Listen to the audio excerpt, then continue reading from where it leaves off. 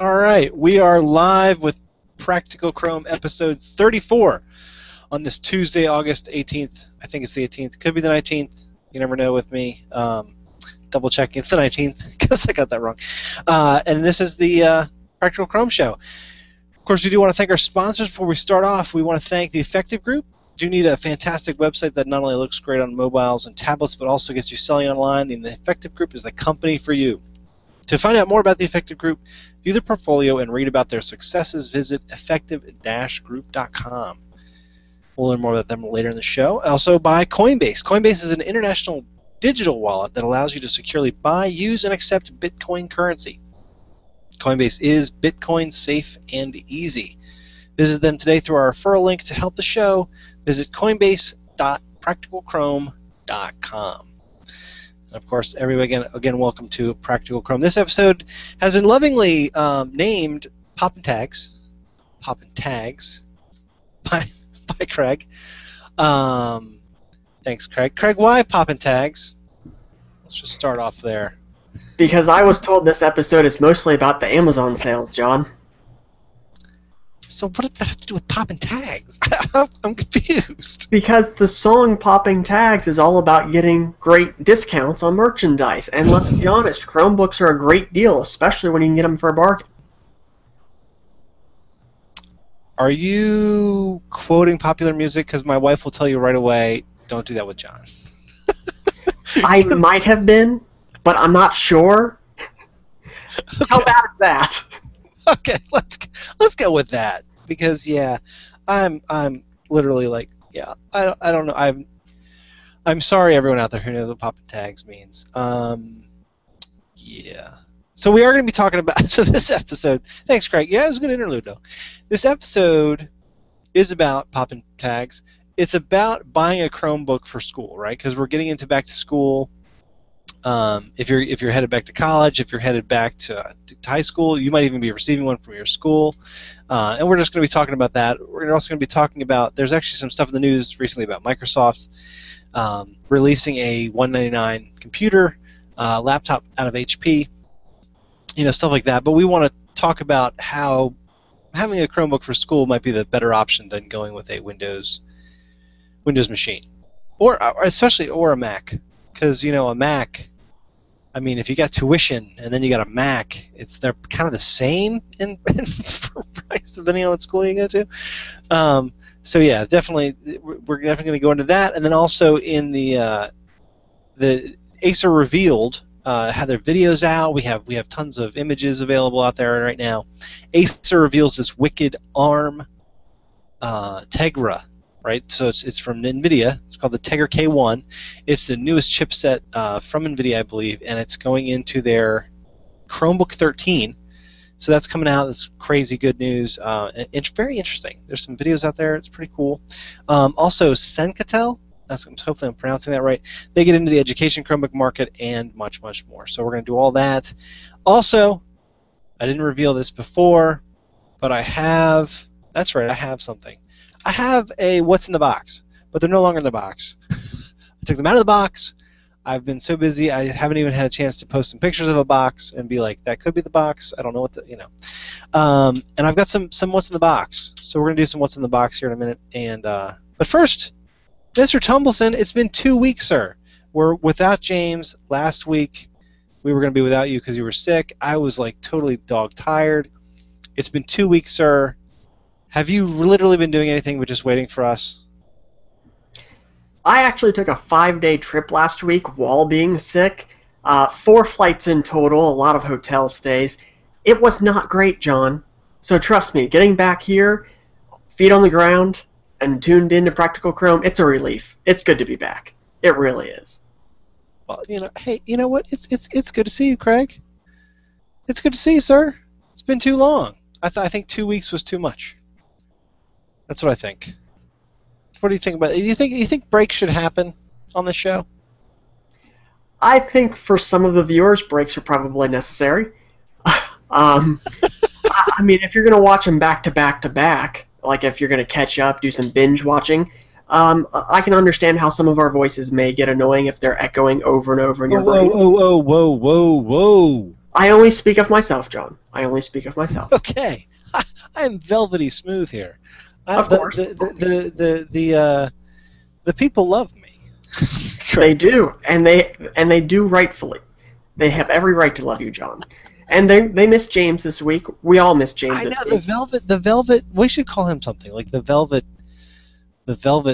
trumpet or something. The something. He's got this. He's got it. He's got it. He's like that radio man on the side of the street. They were all like, because he was all had a radio voice. James has a great voice for this. It's unbelievable. Very jealous. So James is away. I believe that he's doing something very outdoorsy. Not my speed, but I think he was very excited about it. I'm really happy for him. He got out there. He's doing some cool stuff. We miss him, though. We miss him. I miss him. Craig, you miss him? I miss him. Of course I miss him. It's our buddy. Anyway, James isn't here this week, and he's very, very, very much missed. But I think that Craig and I can pull this off. I'm hoping. I think we're strong. We're strong people. I think we can handle it. So that's gonna be the show, right? We got that. Let's do. What are we gonna do? Let's do the out of the box. Let's do the box. Again, no box. But so cool thing about having this show is that I'm able to reach out and talk to vendors and be like, hey, I really want to take a look at this unit. I want to take a look at that unit. I want to take a look at, hey, Acer, hey, Lenovo, hey, Dell, hey, HP, hey, Google, hook me up. Let me take a look at these so that I can let everybody else know what they're like. And this week, Lenovo contacted me. It was like, John, we've got some units that we want you to take a look at. Do you have time? I don't, but I'm not going to turn them down. Right? Craig, would you turn them down? Absolutely not. I would make time, and I have a feeling that's exactly what you did. You know I did. You know I did. The first thing I did was I cracked open this box, which was enormous, because it had 2 units in it. That's right. I've got 2 Lenovo units that are just itching to be looked at. The first one, oh, bother. I am getting old. I'm sorry. The first one is the N20. Lenovo N20. Whoops. There we go. Really, really, really sleek model. Now, what this is it's touch, right? So it's got the, and I've actually left it up on the screen there. It's nickjr.com for you, all those you at home there. nickjr.com, because my daughter, my 2-year-old, was actually using it the other day, and it's a special unit because it's touch, as well as when you rotate it, you have this special where it'll lay that way. So on a table, it's laying much more closer to you. If this is the edge of the table, it's going to be much closer to you so that you can touch it. So she was on this game here, and she was looking for Max, if you're familiar with Max and Ruby. And so you have to find Max, and then you go ahead and you talk to him. Now, interesting thing about what these is that, and I'll go over this more later, but there's an extra button here to get into the look at all the open apps, and then also for volume, I'm going to have to go in here and turn it down. So because of course I don't have a volume keyboard.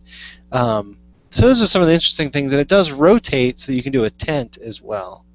So, and she was on there, and the keyboard's been disabled, trackpad's been disabled, the cool things like that, and then I can click Max, and we found him, and then there he goes. Yeah, look at that. Okay, so she was loving that. She's 2. Susan's 2. It even does this, you can hold it like a book. It actually has a whole a book thing going on there where you can see it's actually the length, the portrait view. Interesting. Don't know how often I'd use it like that, but just very, very interesting design, I thought. So that's really cool. It is a Bay Trail, so I'm going to be going over some of the things about the fact that it's a Bay Trail chip.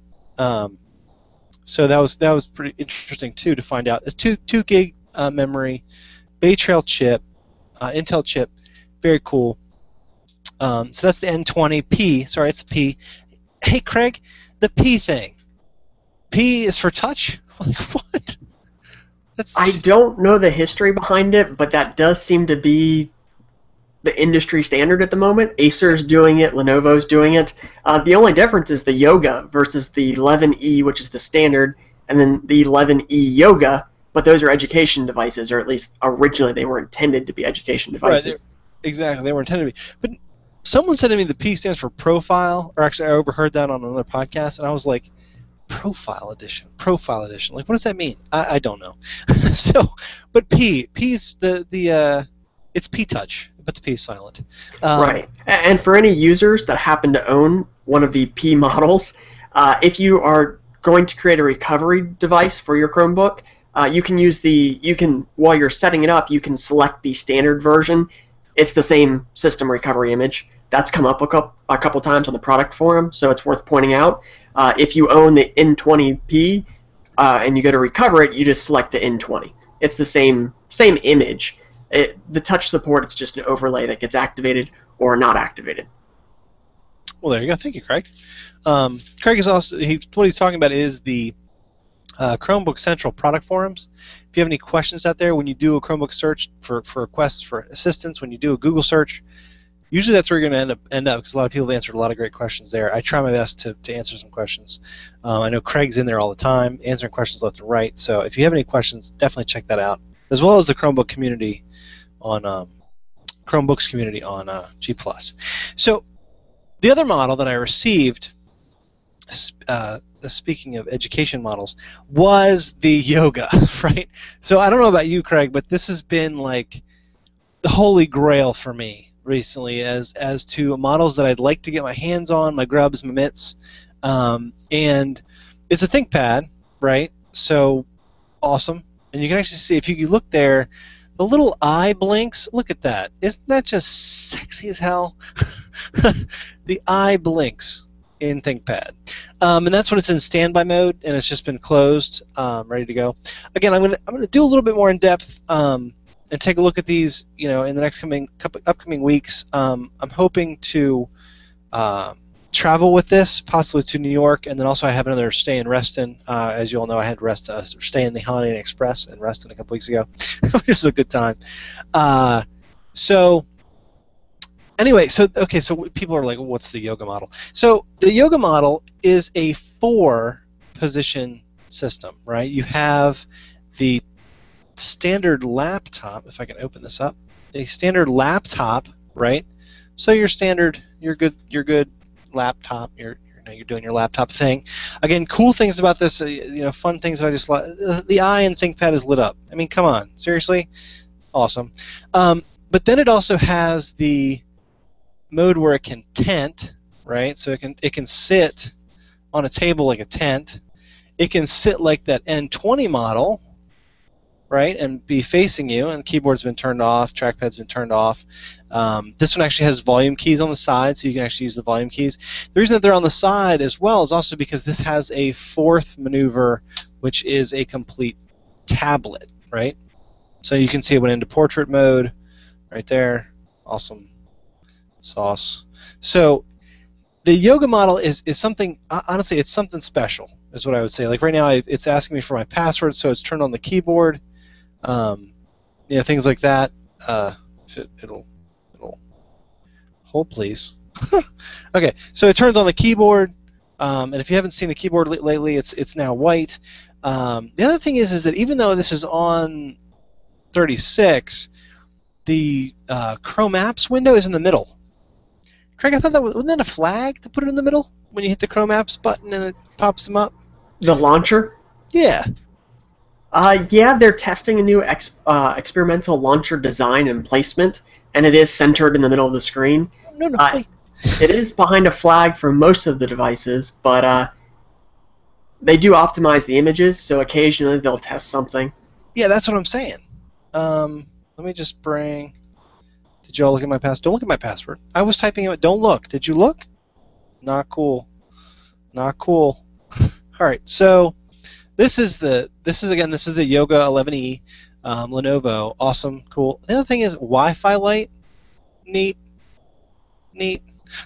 And also the sticker. This is Edu model. Anywho, so if I hit the app launcher right now, boop, middle of the screen. No need to set a flag. I was like, wow, that's cool.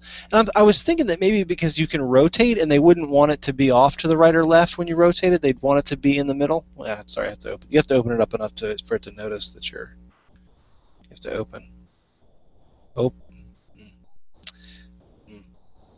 Yeah. See, so you wouldn't want that to be off down all the way down to the bottom of the screen. You want it in the middle, I guess, just to make it look nice. So cool, right? That's pretty cool. So again, I'm going to take a look at those. I think that the most amazing thing to me at this point so far, besides the form factors that Lenovo's come out with, as most of you know, I've always talked about Lenovo's because I run one for work. I run a T430. To be brutally honest, today's episode is actually broadcast from the T430 Lenovo.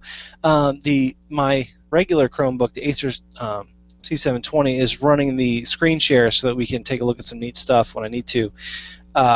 Because of the fact that it's Wi-Fi, right? I got to get one of those dongles that allows me to put the Ethernet directly into my Chromebook, because this T430 is running Ethernet through my house, and it's just boom. The picture here is crystal clear that I'm uploading. It's going to look amazing on the video. I always look like junk, and I don't know whether it's the equipment I buy, but remember when I was at the Holiday Inn Express 2 weeks ago, Craig? Do you remember? I remember. I looked fantastic, right? I mean, I was crystal clear. The world was my stage. So anyway, I wanted to switch out to the Lenovo, and now I have to thank my work for providing me with a sweet piece of hardware to work with and then broadcast from. It's using the Ethernet, and it just looks great. So I still have the external camera, and of course the mic, but anywho. So that's what's been going on. Got the 2 review units. Having a blast. Actually, I can show you really quickly. Let's see if this will work. Craig, what's your estimated time on how quickly I can get a picture of Susan up using the N20? Seriously, like an estimated time. What's your thoughts? 30 seconds. Oh, you're close. There she is. She's on the N20p, playing the Max and Ruby, loving it. I mean, you can actually see the elation on her face when she's like, "I got Max!" She got Max. She got him. I actually had a little YouTube video up there as well for a little while, which was really cute. And she really, it's funny, she takes to the touchscreen, but she also takes to the trackpad. She actually requested that I go back to the trackpad after a while, and then the next day she was like, no, touchscrene, and then the next day trackpad. She calls it the big space bar. Because the spacebar makes her YouTube videos repeat after they've played, so I told her about the spacebar a long time ago. So she's like, "What's the big spacebar? I want the big spacebar." And man, she took that trackpad, like I don't know, what's that term from the Back to the Future movie? Like somebody ringing a bell. It was she just was like, "No, trackpad," and she immediately was ready to go on that trackpad. So very interesting. All right, Craig. Anything to add about your weekly adventures? How was that? Did you have a good time at the trip that you went on? In sum total, yes. In sum total. There were moments. There are always moments that you can do without, but in sum total, it was a good family trip. That's good. Now, did you see any special sights? Niagara Falls. Hey! From the American side, not the Canadian side.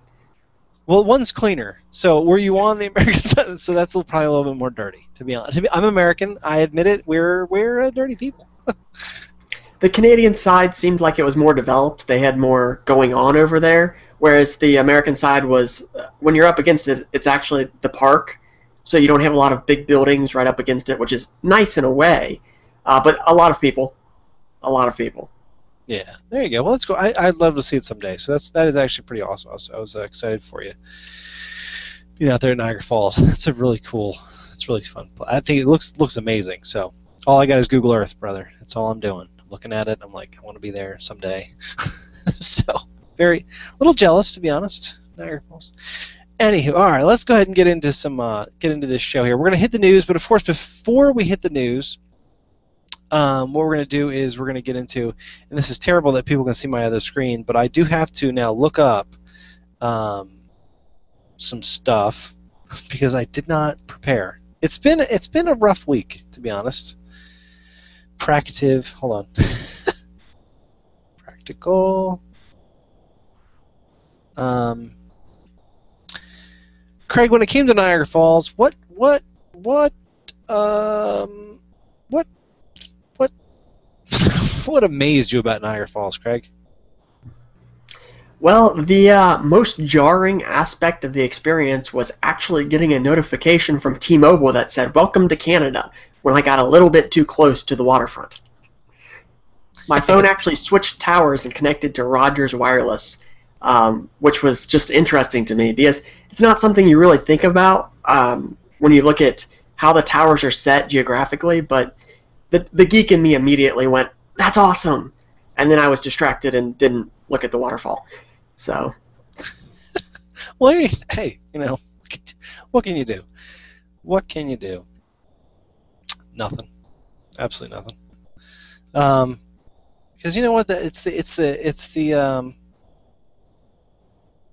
the carriers. They're kind of terrible to us.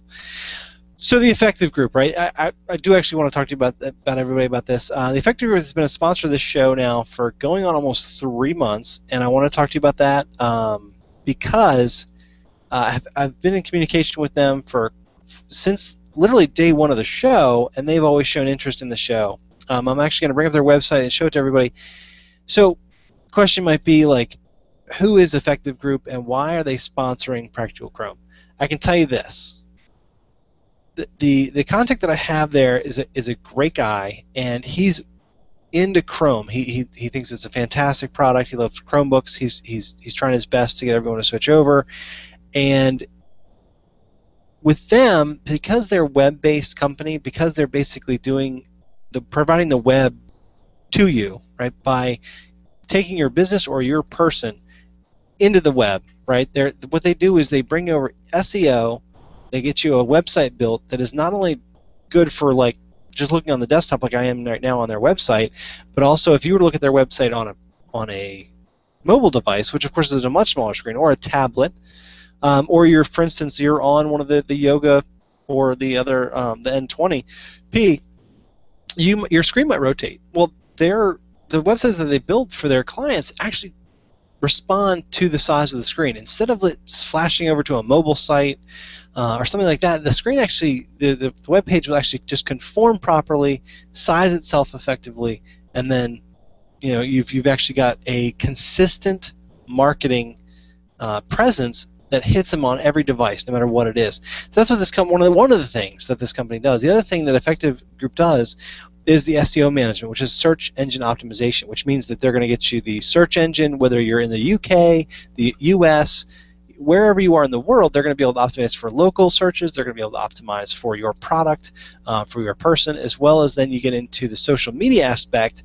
And if you don't have a social media presence, or you do, and you don't have a marketing plan for that, they can work with you on that as well. They do one-to-one, so it's a person actually talking to you. They're not going to send you to some site and say, go over here and then build this real quick. They have a drag-and-drop interface to build you a responsive website. No. What they do is they do a one-on-one interaction with you. They've been in business for 15-plus years, many, many, many clients, and all they talk about is the great aspects that they have with Effective Group, working with them, getting their rate of inquiry up, and with the web design builds that are coming out of there. So again, just take a look at the site. It's www.effective-group.com. And once you go there, you're going to be able to see their portfolio, some success stories, of course, a lot of great comments from current clients that are talking, raving about them, and the amount of feedback and return on investment that they're getting. So definitely, again, check them out. It's www.effective-group.com. And again, thanks to them for sponsoring the show for so long. It's been amazing. So we really appreciate it. All right, Craig. News. All the news that's fit to print about Chrome. So again, it's been 2 weeks since we've been on the air, and there's been a lot of stuff that's gone on. The Acer 13-inch model came out. It's the Chromebook 13. Senkatel's releasing some models. Then you have, of course, the Google Chromium and Google Chrome teams doing amazing things on their side. So we have a lot to talk about. And then we have to talk about back to school. So a lot to talk about. Are you ready, Craig? I'm always ready, John. Excellent. Do you know how to say Senkatel? Is that how we say it? I have no idea. Okay. I really don't. I'm going Your with guess is as good as mine. Senkatel. So Senkatel's out there. We're gonna get to them in a minute because we're gonna go in order because that would be. I'm moving because honestly my back is sticking to this chair. I think the wood has given up the ghost and it's sticking to me because I'm a little sweaty. It's a little warm down here. I don't have an AC unit like Craig and James usually do, so it's just a little sticky. I'm gonna move around a little bit. Is that all right, Craig? Are you okay with that? Just don't make me dizzy. No, that's like one of these maneuvers. And as long as you don't say anything wrong, where I'm like, I won't do that. I promise. Okay. So I will move. Oh, by the way, no TV. I think I'm gonna nix the TV. I'm gonna get rid of it. I don't know. Now that I have the better picture quality, I don't know. Some people might notice. A few hundred, So just in case you're asking, if you're asking yourself, where'd the TV go? Why doesn't John have this awesome backdrop? We took it down. So, all right. News. First up is that now this is an interesting article because this is actually it's from Dinsan Francis, a Chrome story. We love Chrome story. We love Dinsan. And this is actually more of like an editorial, him digging into some of the commits going on out there. Craig, have you had a chance to read this? I know that you don't like talking about things that are in the code and commits that haven't actually reached dev canary or stable where they're just talking about things internally. It's okay because I can respect that, but I'm totally willing to jump out on a limb there. I have read it and it's a very good editorial. I have to say it's what I would expect from Chrome Story at this point. Very good reporting. Exactly, and that's what I was going to say. It's an editorial because none of it's approved by Google or even the Chromium team. But what Dinsan has done is he's dug into some of the commits, and what he's seeing are APIs that will allow Chrome Mobile to have access to some of the layers that other applications inside Android would have, right? So keep awake, so keep the screen alive, while the app is open. When would the browser now has that option? And that's pretty cool. Some of the others were what were the other ones? Reliability when you go offline.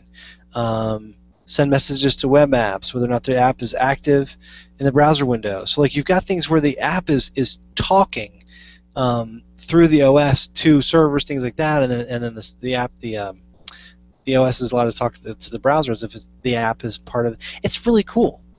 Craig, have you had a chance to? We kind of knew this was coming, but it's just interesting to see it now, I think. It's interesting timing, especially with now that I/O is over and we saw the announcement about Android apps.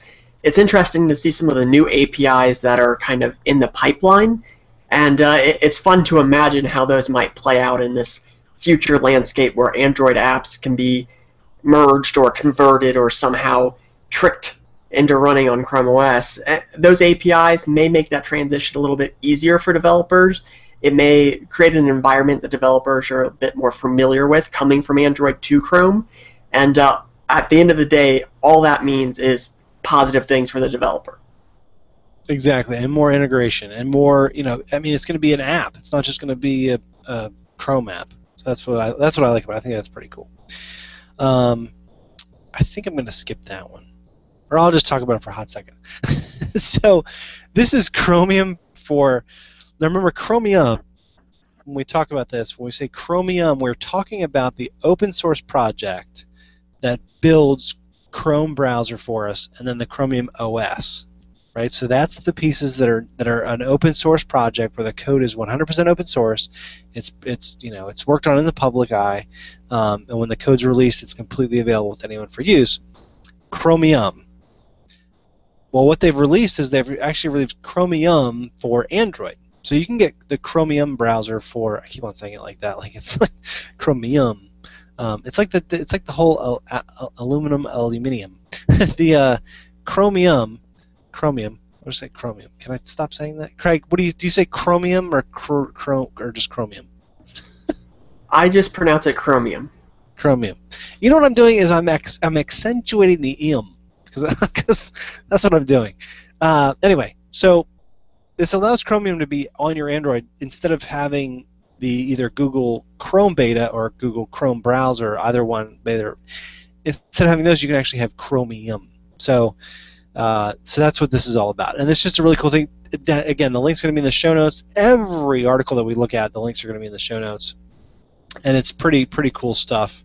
So definitely take a look at it if you're looking for that bleeding edge open source browser. Check it out. Craig, any thoughts on that? It's interesting. They're using some sort of build bot. It's a page that was actually originally designed by Mr. Buford, who shows up all the time, it seems. Very intelligent man. And now that he works for Google, the Chrome team actually maintains the page. So they are coming from a semi-official source. You're not going to have an issue where somebody has injected something malicious into this. It's a trusted source, and like John said, this can be run in addition to Chrome and Chrome Beta. It's really for someone who's just looking to try out the bleeding edge stuff, possibly a developer that wants just a little bit of extra lead time for an upcoming API. But average everyday user, you don't need to be concerned with this. Agreed. That's what I say. It's just this is a fun story, really, is what it is. Now, Chromecast getting some love from, that's right, Firefox and from Android, or Firefox for Android. Sorry, well, you know what I meant. You know what I meant. You know I was going there. Again, this is Dinsan over at Chrome Story. Now, by the way, side conversation here. On this show, we talk about couple different places where we get our news. There's, of course, the Verge and Ars Technica and all this, but there's two sites that we get a great deal of information from, which is actually great, hard-hitting, dig in deep, give you a lot of information, and that is going to be chromestory.com and omgchrome.com. Those are two great sites that we recommend, or I recommend. Craig, do you recommend them? I recommend them. I'm going out on a limb. I completely and absolutely recommend them. Okay. And the owners of both sites are great people, too. Exactly. They're open in the community. I mean, they're in the community, participating and providing feedback and information at all times. So it's a love thing. It's all about the love, and we love OMG Chrome and Chrome Story. So we'll have some OMG Chrome Story coming up here shortly. But excuse me. Again, this is Dinsan over at Chrome Story, and he's just basically talking about the nightly builds. Dinsan wears two hats, by the way. He has a Firefox site as well as a Chrome site, so he's all about the browsers, and he's revealed that the Chromecast, there's now it's available inside of the Firefox browser on Android, which is super cool. Side note, I had a gentleman today say to me, so that website you wanted didn't work, you're using an Android, are you using Chrome? I was like, what do you mean am I using Chrome? First of all, the guy didn't know me, so he didn't understand what he was asking. Is there another browser on there, Craig? Sorry, just had to go there.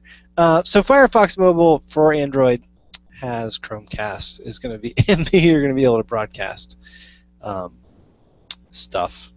I'm sure. Like it looks like he's got videos just like the Chrome browser does. So again, it's Chromecast grabbing even more sources of data to be thrown at that awesome little dongle.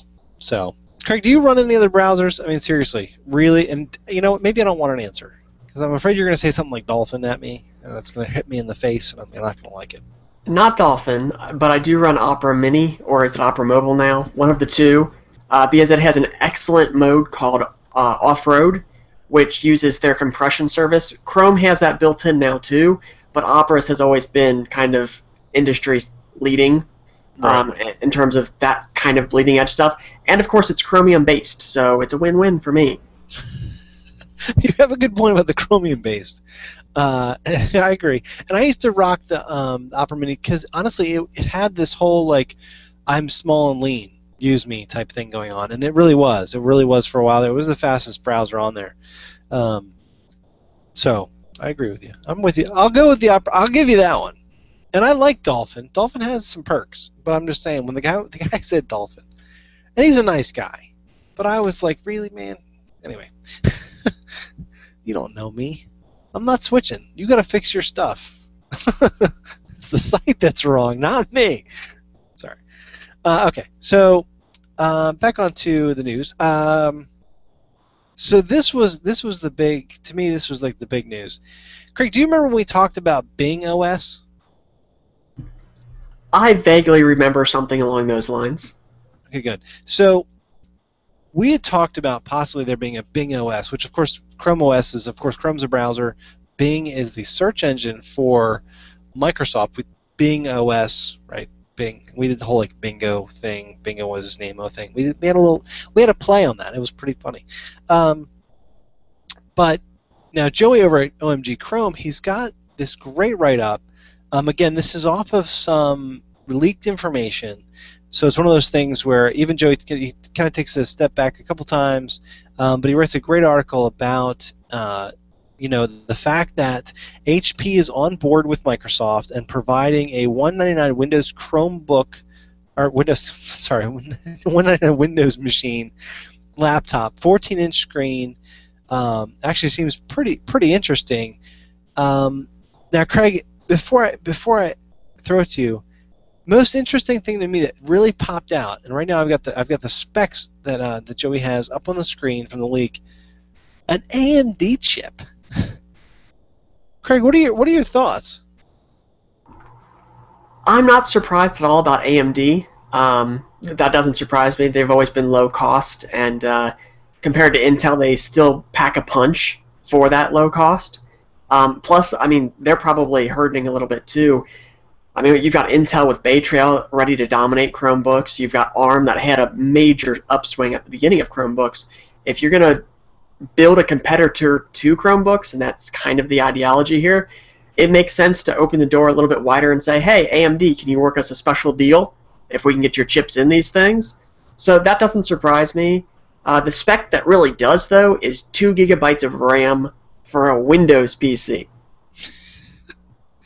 To me, it's painful to read. I really hope that's incorrect, just because I could go off on a tangent here, but I'm actively trying not to. Honestly, I think this is kind of just a shot in the dark. It doesn't make sense for Microsoft's overall business strategy, in my personal humble opinion as a non-Microsoft employee. But I think it's kind of just a shot in the dark. Let's throw things at the wall and see what sticks. Let's work a deal. Let's push an OEM against the wall and say, do what we want, see how far we can push them to get the price down, market it however we want, and see if we can get some people to buy this thing, and worry about the experience and optimization and supporting these things later.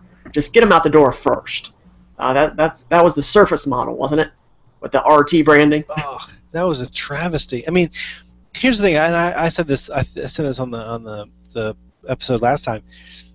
There are really hardworking developers and engineers working on things like the Surface and stuff, but man, was that a train wreck. I mean, I know that there's one or two things in there that like someone worked on that they're really proud of, and they still are really championing for it. But in the public eye, that was a disaster, right? The RT version was wicked wrong. It was, and let's be honest, Windows 8 was a PR nightmare, and they're trying to rectify that with 8.1 and reintroducing the start menu and kind of stepping back on a lot of that stuff. But you have to remember, back in 2009, Steve Ballmer laughed at Chrome OS. He also laughed at a lot of other things that, well, we know. I won't mention specifics, but something about Apple and something about a little phone that does something. I don't really remember the details. But so it's not surprising that now they're stepping back on their branding. How does the old saying go? First they ignore you, then they mock you, then you win. If you look at it, first Microsoft ignored Chrome OS, then they laughed at it, then they claimed that it was pointless because it's a paperweight when it's not online, and now they're cutting their margins thin and giving their operating system away for free to OEMs just to get devices out the door at a price that could potentially compete with Chromebooks. So And you know, so looking at it, here's the funny thing. So right, so if you look at it from just business to business, what you said is absolutely correct. And this has nothing to do with, like, you know, I love Chrome OS, but I use Windows at work. You know, whatever operating system works for what I need to do sometimes is what I use, right? So I mean, I love Chrome OS because I'm web centric, but whatever. If you look at it from a business to business standpoint, a one versus the other, in regard to computers, Windows literally is, you know, cutting it pretty close when it comes to this profit margin on these things. They've already released it. If the model's under $250, they're only charging the OEM like $17 for the operating system, and that's nothing compared to what it used to be, right? So like, there's definitely like some, just like the, you know, that we talk about the subsidized Haswell chips. You know, when Intel really wanted to get into the market and get in that Chromebook, and they allowed those chips to come through, like, they were again cutting themselves off because they had to get into the market. And Windows is having to do that now when it comes to these, because these things are flying off the shelf. When we start talking about Chromebooks for school, we're going to be talking about some of this stuff. The pricing is ridiculous on these Chromebooks. So anyway, so yeah, Craig, I totally agree with you. And the AMD, you're absolutely right. The AMD, now Joey, okay, he's not here to argue with me or to rebut my rebut of his article, but he makes some comments about Core i3, Bay Trail, and then AMD A4, and then you could even throw in like the Tegra in there. All of the news about Bay Trail isn't necessarily out, and none of the news about the Tegra is out yet. No one has seen any performance news. You know, people are they're speculating because it really is an ARM chip, just kind of juiced a little bit. And the GPU, definitely, they talk about how they've got some 190 core like GPU in there. But he makes a statement there, a couple of them, about the fact that the performance is going to be completely lackluster. And I don't want to say that yet, because I mean, Windows 8, they've really worked on it. They really have gotten it faster. He talks about how the interface is probably going to be great, but what about everything else? I don't want to throw my hat in that ring that AMD is going to be bringing the thing down like a stone. Like, it's going to be a paperweight because it can't even do anything for you. I don't know if I want to do that. Craig, have you any thoughts about that? I mean, seriously, I did not like that part. The performance piece of Joey's article, I did not jive with. I took possession of a client's laptop today that had an i3 processor in it, i3 series, and it's been used in the field for about 2 years, so it had the existing application stack, and it was horrible. I mean, the speed was really atrocious. Some of it was the 52 viruses I pulled off of it, but in general, you could feel the sluggishness in it. I would compare that laptop with a Core i3 in it running Windows 7 Home to the Samsung Series 3 with an ARM chip running Chrome OS. It's that same type of kind of sluggish performance you see. You can get through tasks, but it takes a second. I would hate to see a laptop with lower specs than what that i3 was sold to a person that is going to expect a fluid experience. And like you said, there are some very talented people at Microsoft making good decisions every day. And then there's a few people that are making bad decisions with the best intentions in the world. And I think my biggest problem truly is going to be the experience factor. I'm afraid Microsoft's going to tarnish their brand here. I'm afraid this is going to result in kind of a mess, because you're going to have the back-to-school season. You're going to see laptops priced at $199. Parents are going to eat them up. And by Christmas time, their kids are going to be wanting newer gadgets. And they're going to say, this laptop's too slow. I want a $500 Windows computer instead. And that's just, to a parent, that's kind of heartbreaking in a sense. But to a kid, I mean, if you can't realistically do your schoolwork on a laptop, it's not a viable laptop. I mean, that's just the reality. And to your point about business models and kind of whether or not it's sustainable with the margin costs, Microsoft is in the process of swiveling. They really are. Google has built a massively successful operating system on the idea of selling services after the fact. Android. Count Chrome OS out for a minute. Google has more than 1 billion Android devices in circulation, and they're making a mint not off selling the operating system, but selling the apps, the services, and the experience afterwards. Microsoft doesn't have that luxury at the moment. They're going to be in a transition stage where they have to turn from a company that has sold the operating system and sold support for that operating system to a company that sells the apps afterwards. And existing developers targeting the Microsoft platforms are not going to be happy with Microsoft suddenly wanting a cut in order to be listed in the Windows 8 App Store.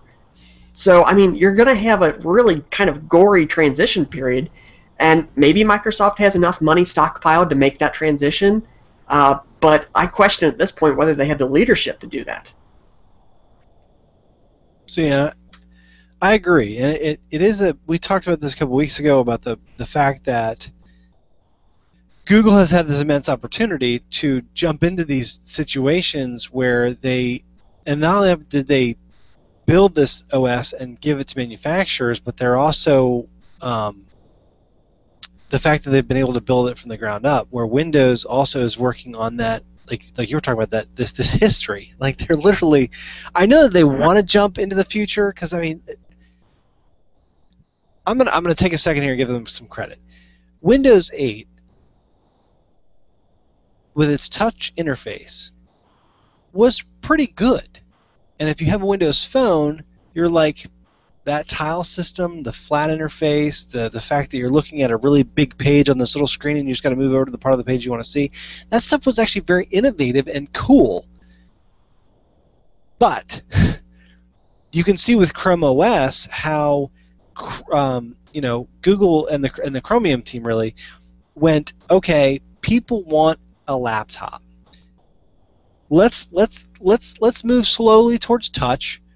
Let's go ahead and have OK Google available on the machine, so that way you can talk to it. Let's make touch features available. Later on, we're going to go over a little bit more touch stuff, especially with the app Gmail offline.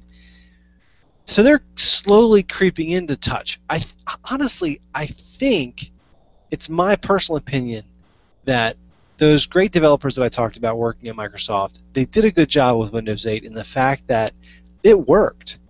And it was, for touch interfaces, the bomb, right? If you really had a touch interface facing you right in your face, it was pretty intuitive. But then you have people that were coming from Windows of old, whether that be XP, 7, Vista, whatever. And I literally mean whatever. Any other Windows system, they were confused as hell. So I want to give them some credit for trying to jump into the future, but they jumped in head first, and they hit their head, right? At this point, they hit their head. Now they're having to backtrack, and they wanted to stick to that point, and now here they are. And like Craig said, they're pivoting. Google, on the other hand, is literally having the opportunity to launch from the ground and being able to see the market as it stands and being able to move at a market speed. That's all I got. Craig? I completely agree. I think the point that you're really making that is the nail on the head is that Microsoft with Windows 8 broke the continuity. They spent decades training people where the start button was, and then they took it away. And yes, there's credit to be earned for doing that, having the confidence, or some might argue arrogance, to say, we're going to do this. But it broke the continuity. And for the end user, it was jarring, drastically jarring. So Microsoft scraped their interface, added a new one, and said, okay, user, react. It didn't go well. Whereas we see with Google, Chrome OS is similar to what Windows is. It really is. And coming from Windows 7, I can move between them without blinking an eye. I love my Windows 7 PC, by the way. It's a rock-solid machine. It does what it needs to do. I reboot it maybe once a week, and it's fine for my system updates. And it just works. And I love it because it just works. That's the same reason I love my Chrome devices. But Google, like you mentioned, is adding new interfaces in odd ways. We have OK Google, and that's only going to get more interesting and kind of quirky, as the Google way usually goes. But it's not jarring. It's an addition to. And over time, with the speed Chrome OS changes, we do see it change. every 6 weeks. But the changes are never jarring in nature. James made this point once before. They are slow enough that the average user has a few weeks, a month and a half, to react to it before the next change happens. And as long as you stay in that cycle, you never fall too far behind. But when the release cycle moves from every 6 weeks to every few years, or even some users coming from XP to Windows 8, it's jarring. It is so, so jarring. And it's frustrating to me because you know how much I love competition. You know how much I would love to see Microsoft excel and still be relevant and make products that can honestly compete with what Apple's doing and what Google's doing. But on the same level, I don't see that happening at the same speed and the same focus. And honestly, I think the morale at Microsoft is just low at the moment. I mean, we had that change in leadership. We have the new CEO, and I'm sure he's making waves internally. I'm sure there's lots of memos, but we're not seeing the progress yet from the outside looking in. And maybe there's just a tidal wave of delay. There often is. Wait 6 months in your position before you start making those drastic changes. But I would really look forward to a day when Microsoft, as an organization, gets it on the same level that Apple and Google does today, and kind of fits their own style. I mean, when we look at Apple, we have the closed ecosystem, locked-in, expensive, premium product. And as a business model, that's excellent. Then we have Google, which is kind of the hacky, everything's always in beta. If it breaks, don't bother contacting us for support. And that's great too, but Microsoft was always the enterprise, the rock solid, turn it off once a week, once a month, it'll work. It should come back on, and if it doesn't, you have an in-house tech department to take care of it anyway. I would love to see that role have a place in the future, but I'm not sure that it does at the moment. Especially, I mean, we're seeing the management, the ease of management that Chrome OS is bringing to the table, and it's quickly chipping away at all the benefits Microsoft owned. So I would really like to see them stick around, but I'm not invested in their stock at the moment. That's actually the stock. The stock comment actually is more telling than all. And I would say that with this $199 deal, it's actually a stock to be worried about because that could be another failure like Windows 8. So, and we know that they're sacrificing profit to do that. So I mean, it's like that's a long shot, right? That's a check us out in 2 years shot, which I think is a tough sell to investors, definitely. So, all right, and I don't mean to listen. I'm like Craig. I am using my ThinkPad, Lenovo ThinkPad T430 with Windows 7 installed, all patched up, good to go. I love this thing too. It is like Craig said, it's rock solid. It gets the job done. So I can't really say that I don't dislike Microsoft or Windows. I just think that they've been around a long time. They have an OS that's been around a really long time, and we're going to talk about this in a little bit about I started with Windows back in the 3.1 days because of gaming, right? I saw that box as a way to tinker and to make games work for IBM compatible computers, and so that's why I dug in. But there's another aspect to that, and we're going to talk about that when we get into the main there. So let's get on the news real quick. We've got two more stories. One is going to be about the Chromebook sales market share, which of course is up.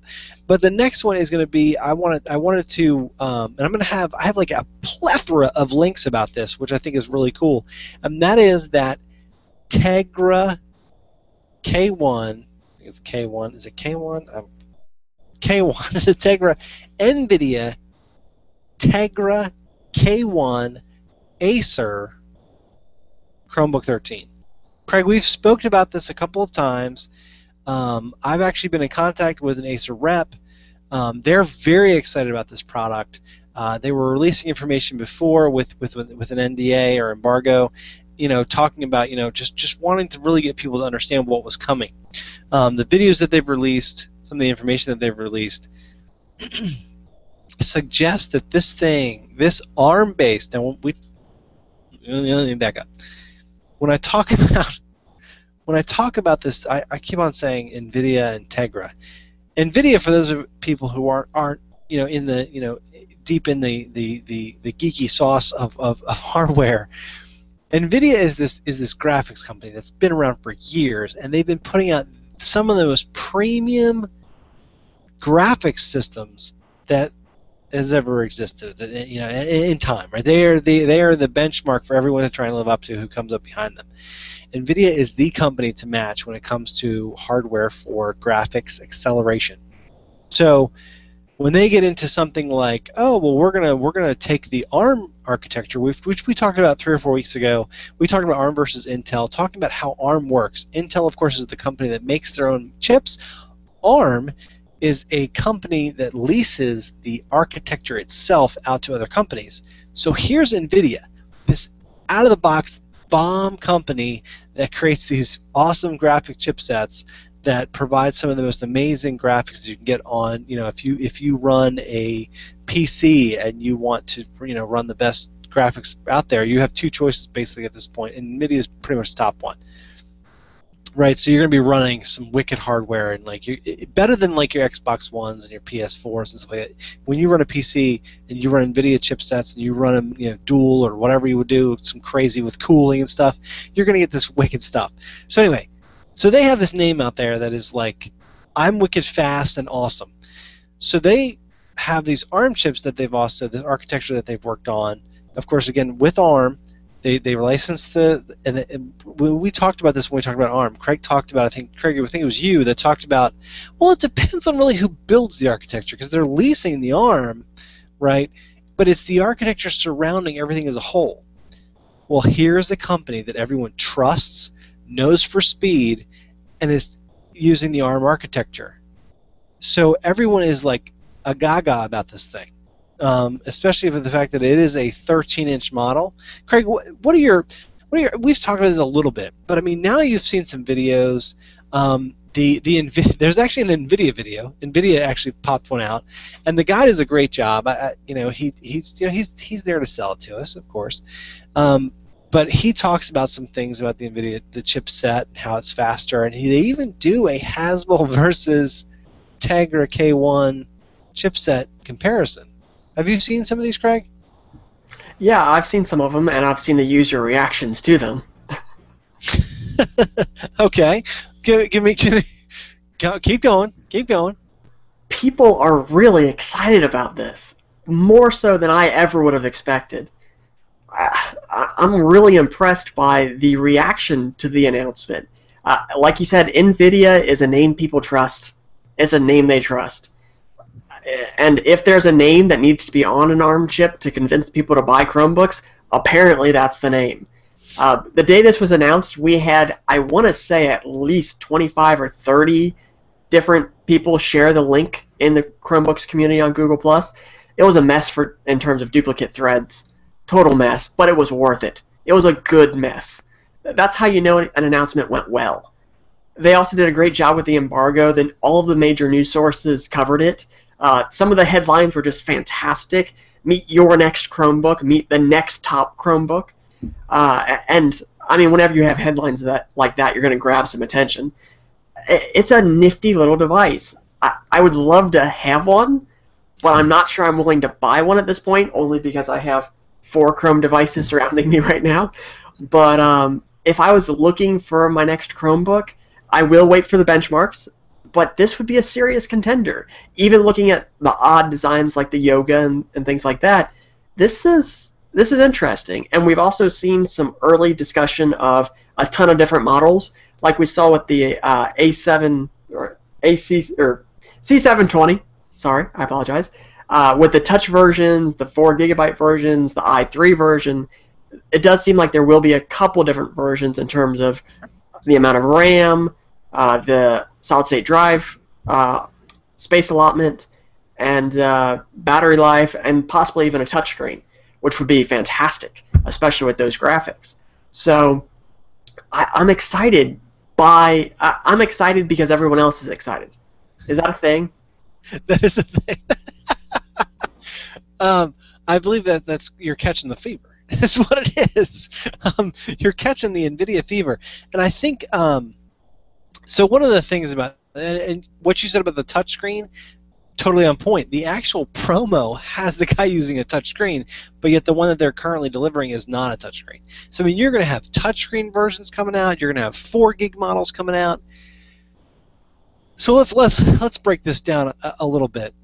We of course have many articles. Dinson has a couple. Joey at OMG Chrome. So you have Chrome, OMG Chrome. You have Chrome Story just flailing with all these different articles coming out and videos. One's the NVIDIA guy. The other one is this promo from Acer with like a kid with it strapped on his back and the rocket ship strapped to that, so he's flying around. It's cute. Dinson even said it's cute, and I agree. What you're really looking at there is some people might say, well, label this ARM and walk away. I think that's what some of the naysayers are saying, but I think, Craig, what you're talking about, and about the fact that you look out there and you've got 30 posts from people being like, holy cow, have you seen this thing? This thing is the bomb. I'm on that boat. I am literally helping people push it out into the bay and start rowing with it. I am just I'm like, let's go. Let's get this done. And that, I think, in the NVIDIA video, they talk about the fact that they have the Kepler GPU alongside an ARM chip. So this Kepler GPU is going, and again, it's 192. I don't know what CUDA cores means, but 192 cores. That's what they stated in their video. And I have a link to all this in the show notes, so you'll see all these links. Just link. Just look at all of them because they're all great and they all describe what this model's doing. So. And I'm going to have to take a break here in a second because apparently I don't have juice on my laptop. So I'm going to have to plug that in. So, Craig, I'm going to throw it to you. I must have plugged in the wrong thing. So my point is that they're NVIDIA. They have this licensed architecture that everyone knows works really well, that Samsung has been with Exynos and all that stuff, has produced a really solid system. But they're bringing that 192 graphics chip, Craig. That's what I think they're bringing. They're bringing that green eye. If you look at the NVIDIA symbol, it's like a green eye thing. They're bringing the speed, right? And in that video, that's all he talks about. That's all the dude talks about is about performance. And they're saying that they're getting it out of this GPU ARM combo. They're saying that, and they're right. They are bringing the speed. Again, I will wait for the benchmarks just to verify that the speed's actually been brought. But above and beyond that, they're also bringing the battery life. The base model, which has a standard HD display, 1366 by 768, so it's standard HD. It's not 1080p. Will get 13 hours of battery life. 13 hours. Do you know what you could do in 13 hours? You could probably cancel your Comcast service in 13 hours. Now, the full HD version, which includes a 1080p display, something people have been begging to give people their money for months, is going to have 11 hours of battery life. 11 hours of battery life with a full 1080p display and all that graphics power. That's unbelievable to me. I mean, it's unbelievable. I grew up in an era where a laptop would get maybe 3 hours, 4 hours. My client's laptop today, hour and 30 minutes. An hour and 30 minutes with an i3 processor. And this thing's talking about 11 hours with a 1080p display? John, that blows my mind. How? Well, it's the ARM chip. It's a highly optimized ARM chip. As long as it can bring the power and the battery life, that's a marriage made in heaven. That is the winning combination for a lot of people. It's cheap. It's fairly cheap. It's lightweight. Power and battery life. What else do you need? It's fanless, and it's white. People love white electronics for some reason. You know I don't get that, but yet also when I had that C720p from Acer that they let me have me review, I was loving it. What is that? I don't know. Maybe it's something subconscious where we think oh, it's pretty, and if I get it dirty, I will love it less, so I have to cherish it more. I don't know, maybe. I worry about touching white devices because I don't want to get my smudgy fingerprints all over them. I'm not clean, seriously. I've always had black models, always. These Lenovo's are the bomb because I love. Oh man, I love the either and the gunmetal on the Acer C720. You know I love that. So I mean like, but the white, you're right, man. And again, I can't. Nvidia's awesome, right? So they're coming out strong. But again, I'm gonna bring up the screen again for people that are watching at home or watching the YouTube video of Practical Chrome. The model is literally just really nice looking. It's got this really nice design to it. It's got the the one thing they're missing is the power cord to come out the back, but they have the HDMI and one of the USBs coming out the back, so that way when you're sitting down, nothing's coming out the side unless you have to plug in power. But like Greg said, you got 13 or 11 hours, so you don't really need a power cord. But a lot of people like the peripherals come out the back end, so they've put the hinges out on the far sides. They've done a really good job with that. The design is it has that it's got like a blocky feel to it, but yet purpose driven. I don't know. It's all sexy, is what it is. It's got this V8 engine underneath, or not even a V8 engine, because the ARM chip is supposed to be so it's got let's say a 2.24 cylinder, okay, running the main spread, but then it's got a V8 running the graphics processor, right? So that's really what's going on. It's got and it's cool looking. It's got this really great design. That's future forward, looking all spacey and blocky, but yet perfect in shape and size. I don't know. I'm getting all caught up. What John is trying to say is this is the Tesla of Chromebooks. Hey, that's right. This is although Acer would be like, can you just call it the Acer of Chromebooks? But no, yeah, this is the Tesla of Chromebooks. This is the and the other thing is, when you're looking at pricing, $279 for that base model, that is not a bad price for a Chromebook. We talk about the $200 C720, but the C720P is an extra $100. I don't think $279 is a bad price on this thing at all. I think it's a great price for it. I absolutely agree. It's a fantastic price point for the hardware you're getting, and that's really what you have to look at. I mean, you're getting the package deal here.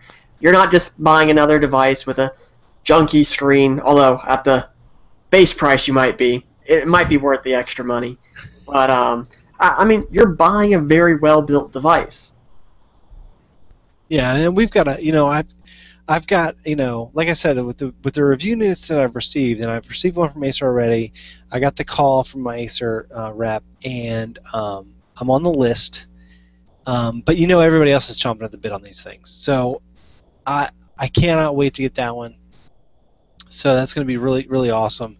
Just like I was with the Yoga model, I am stoked about this Yoga model because it's an education model, which means I get that rough tough combo going on. Acer, doesn't have the rough tough combo. These C720s are really light, and it's all plastic. So we'll have to see some of those components of the Acer model. But I'm really excited to see the performance. They're pushing it. I'm looking at it. That's what I'm saying.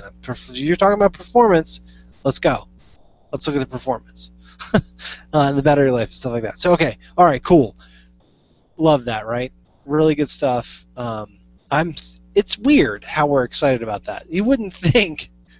I think if James were here, he would just be like, "Yeah, it's another ARM chip," right? Which he might be right. We might be blowing this way out of proportion.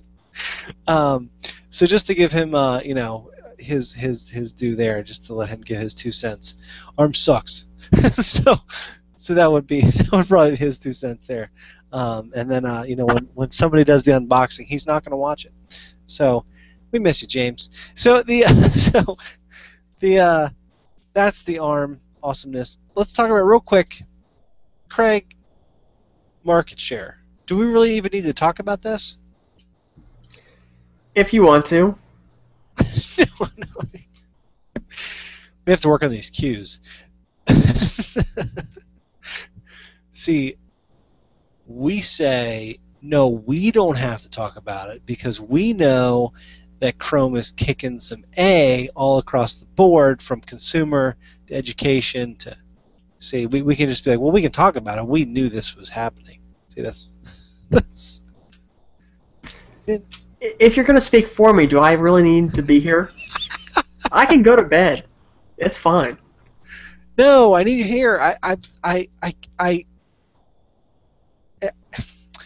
If I wasn't here, you guys are like you're like we're like wheels on a trike, and when I'm missing one, which we're missing James, if you were gone, this thing would fall apart. So you can't go anywhere. If I was gone, it would just be an angry man yelling in a room. It would be, and my wife would be very concerned. She'd be like, "Who are you talking to?" Anyway, okay. Anyway, the article there. Thanks, Craig, for working with me on that there. But that in the my slide I was trying to get you. They're good. So 79% increase from 2013. Again, this is an article from Joe 8 OMG Chrome talking about how, Acer leads the pack in these. Google said they sold more than 1 million. By 2017, possibly another 14 million out there in the world. So again, market share. Windows is coming though, right? So let's watch. We're gonna watch that. Have they defeated their own selves with their Windows 8ness? We'll have to see. So we're looking at this, but the market share is growing. But let's now segue, right?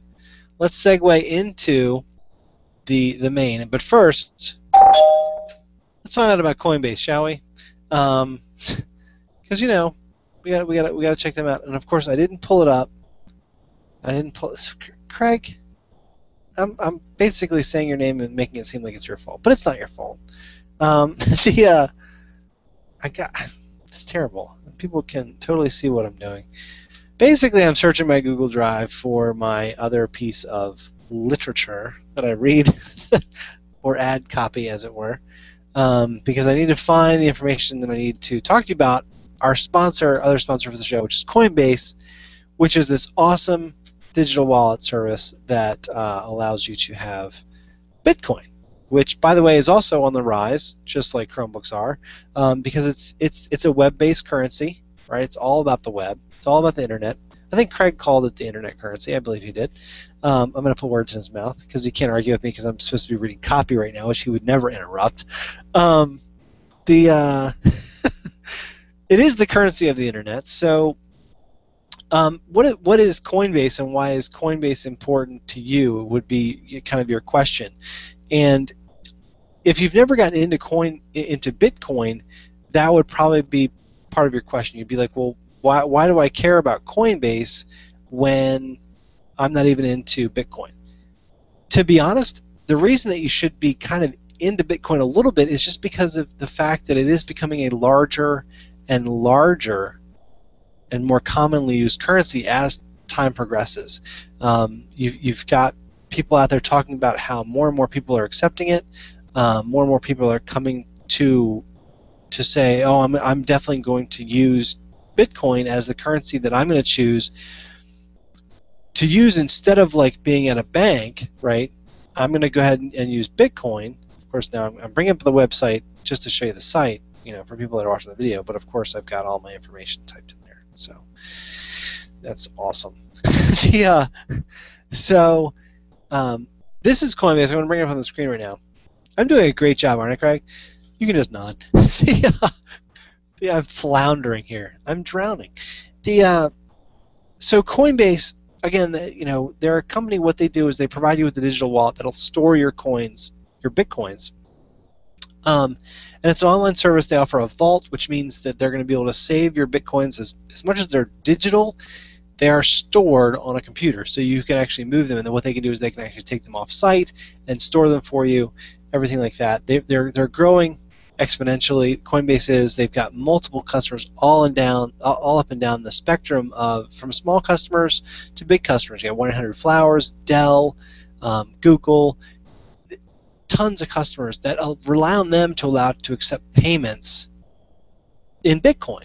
So if you don't know about Bitcoin and you want to know more about it, definitely head over to, now we have a referral link which allows you to help the show, and if you go to this website, which is coinbase.practicalchrome.com, when you go there, you're actually going to be helping the show, and you're also going to receive $5 in Bitcoin for free once you actually use $100 worth of Bitcoin. So like just by using the service and by spending Bitcoin, you get $5 worth of Bitcoin right off the bat. And you'll be helping the show. Again, just head over to bitcoin.practicalchrome.com or coinbase.practicalchrome.com, and we will be able to get you right into using Bitcoin. And again, Coinbase, Bitcoin, safe and easy. I never did pull up my copy, Craig. I did that all in my brain. We could tell. Oh, ouch. But you did call it the internet currency, didn't you? Probably. It sounds like something I might say. Probably. Killing me. All right. So Bitcoin, that's awesome. It is getting bigger, by the way. Did you see that? There's actually like more and more. They had a little fall, to be honest. It falls a lot, but more and more companies are picking it up. It's very interesting. We got to do like a Bitcoin episode. I know this is the Chrome show, but if you're looking at my screen, actually, let me pull up my screen real quick. And again, you're looking at my Google Docs, which I'm probably sharing more information than I need to. But let me switch over to like an article so that if you weren't reading quickly, you weren't like, what's that thing about? This tool that we've talked about this app before, the Crypto Kit, and it is the bomb. I mean, like literally, I have a little wallet on my computer, on my Chromebook. It's not even like, I don't have to have a Windows machine. I don't have to have something else. It is a little wallet on my computer. Totally cool. Right, Craig? Right. Right. But don't store any money in your wallet, by the way, if you're doing the whole crouton thing, because if you hit spacebar, your money gone. So keep that in mind. All right. So there was that. All right. So, Craig. Yes. Craig, you, sir, are a college man, right? Yes, by day. By night, I'm Batman. That's all right. I'm Superman. See, I got Supes behind me, and I always wear the shirt. Which, by the way, if you ever need to find me and I'm not at work, I'll be wearing one of these. So, I'm Superman, you're Batman. You have to say it like that, though. You have to go, I'm Batman. No, come on. Okay.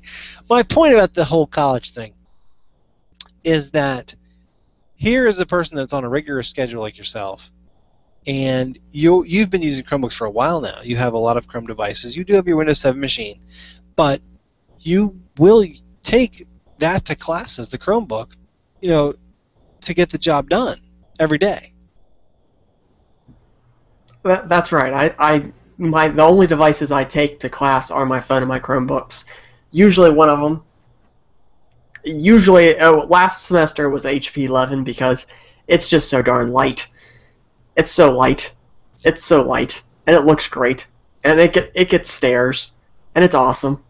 It really is.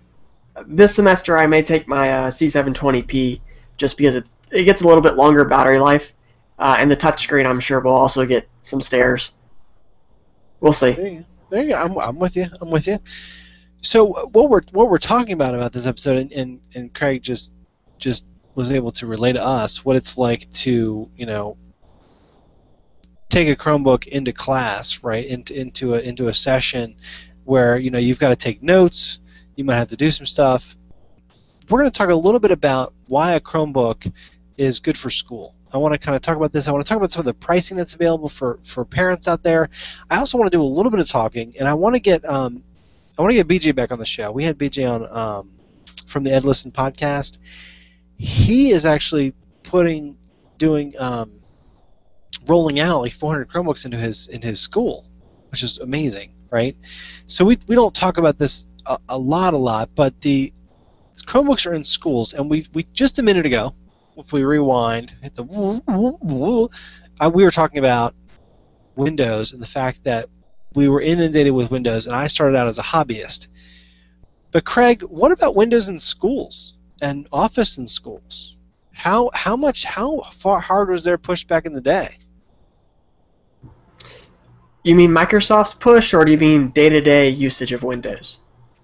A little bit of both. I mean, honestly, you could say that they were the only, champion in the ring at that point. But I mean, I remember, playing Oregon Trail on a Windows box, right? In my when we got our first computer lab when I was in elementary school. Well, and I'm quite a bit younger, but all of my computer labs growing up were all Macs.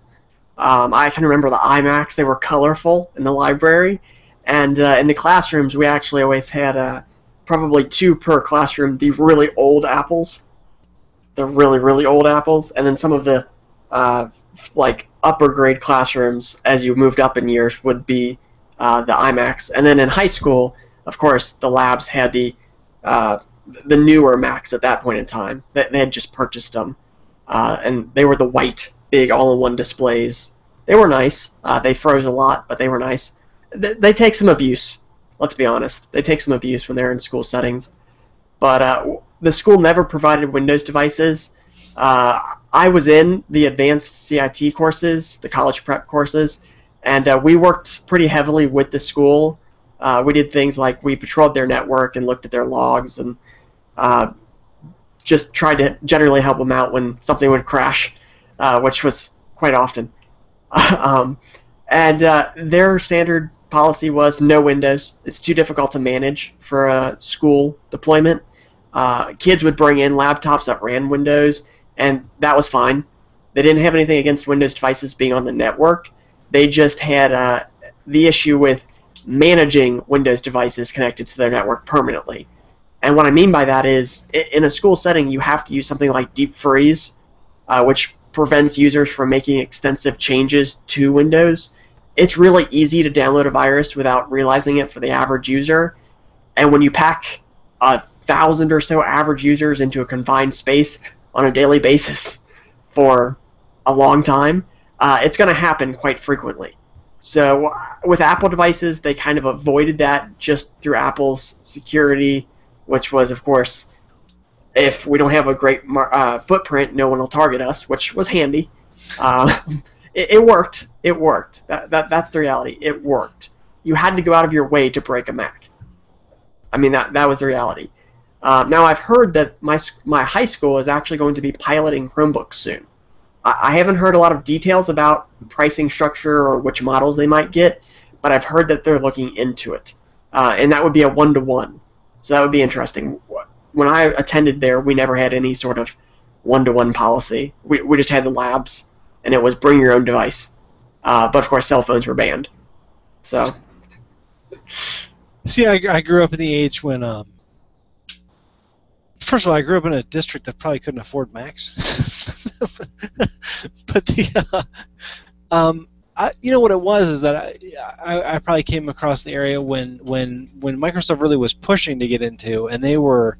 There were foundations set up, and Dell was in there. So like our computer lab was like nothing but Dells, like Dells as far as the eye could see, and it was all Windows based. And so we were in the Windows world, and we were into. I mean, like as I got into high school, like things like Word and Excel and Outlook were actually like not AP courses, but they were like things that I think there was somebody had. The computer labs were all about like some of those products. So it's like back in the day, Microsoft was king, and they actually charged schools for that stuff. When here we have, and Google charges. I'm not going to like sugarcoat that. There is a charge to be able to use Google in the classroom, stuff like that. But it's not as expensive, and to be able to have the kid walk in with a managed device. I think about it like this. This is one of the reasons why I think Google, these Chromebooks in the classroom are fascinate the poop out of me. And that is, we talk about giving these devices to like grandparents and stuff like that, and people that only need to use the web. Well, when I think about my daughter getting a laptop and given to her for class, and I think about it being a Windows machine, it scares me. You know what I mean? It literally, I'm like, what? I'd be like, what? Right?